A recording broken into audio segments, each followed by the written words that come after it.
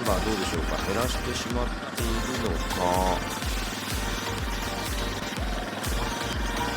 かかりましたね、アタック。そしてこれも山岳ポイント抜けてですね。そうですね。バレリオ・コンティもいますね。そしてデクビーリ・ファンティニ、コンティ、そして荒城幸也。はい。さあ、そして前方では山岳ポイントに向けた、もうこれは絶対俺が取るんだという意思表示。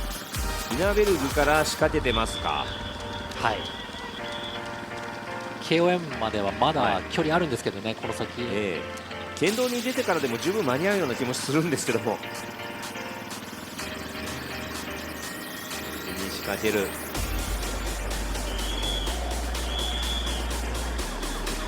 でもこれガリッポじゃないよ。あ、本当だ。ですよね。違いますね。肩が白くない。これはアラヤですね。ナホムゼライアラヤ。ジェシルチーム長ですが、走っています。そのチームメイトのナホムゼライアラヤが3ポイントを狙いにいっている模様。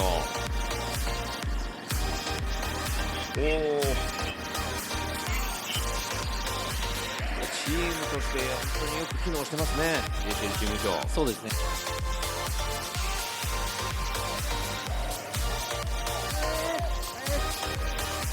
そしてそのまま JCL チーム長の4番ですよね、今通過したのが。はい、アラヤですね。アラヤがKOMポイント通過で、リードを保っています。ガリッポが2番手通過ですね。さあ、これは山岳賞に向けた争いでしたが、そのままアラヤが前です。残り周回数も考えると、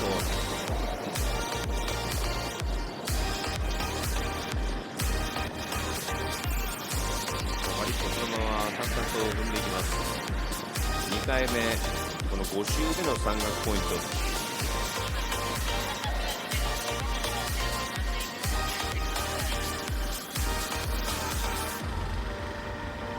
どこまで足がある選手なのか、この JCL チーム強アラヤ。ここでは43位。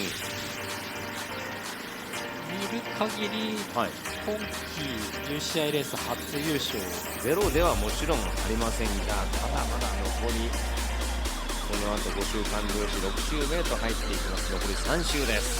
という面ではいいんですけども、いいんですが、アラヤはまあ別にそこを緩めてまでも後ろを待つわけにもいかない。一人で逃げるこのナホモゼライアラヤ、大きな拍手をお願いします。集団じゃない先頭が1人逃げです。そういうことになってしまいますね。42名だったんですが、今5人の逃げが捕まったので49で